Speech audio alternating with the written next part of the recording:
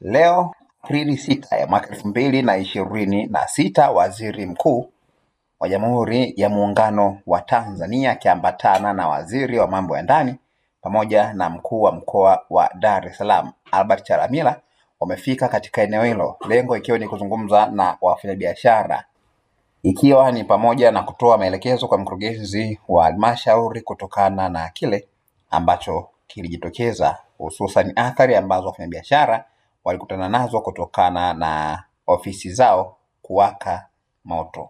Rais wetu wa Jamhuri ya Muungano wa Tanzania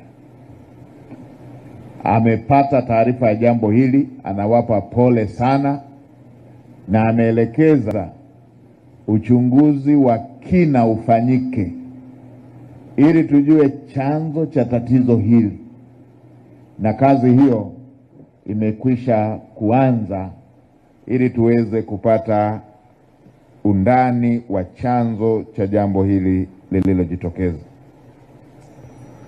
La tatu, nimepokea hoja zote zilizosemwa hapa, tukianza na hoja ambazo Mheshimiwa Mkuu wa Wilaya, mwenyekiti wenu amezisema, lakini pia hoja ambazo Mheshimiwa Mkuu wa Mkoa amesema na hoja ambazo Mheshimiwa mbunge wenu amesema, lakini na hoja ambazo zimetolewa na Mheshimiwa mawaziri waliotangulia kusema.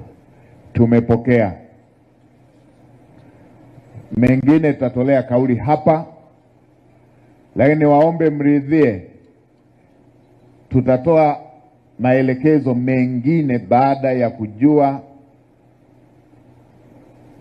undani wa kile kilichotokea, baada ya taarifa ya uchunguzi ambayo Mheshimiwa Rais ameelekeza ufanyike. Kwa tutatoa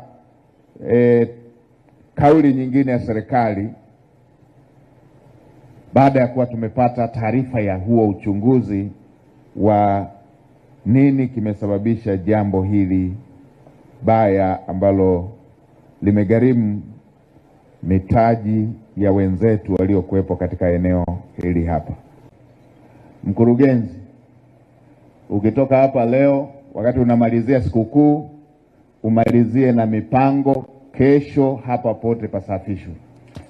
Hii kazi ya kusafisha kesho iishe, ili yule ambaye ataweza kuanza taratibu ndogo ndogo za hapa na pale aweze kufanya hiyo. Mkurugenzi, si tumeelewana bwana? Litakushinda hili?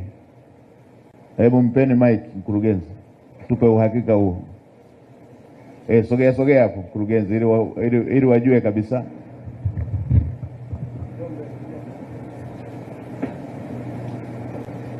Nimesemaje mkurugenzi?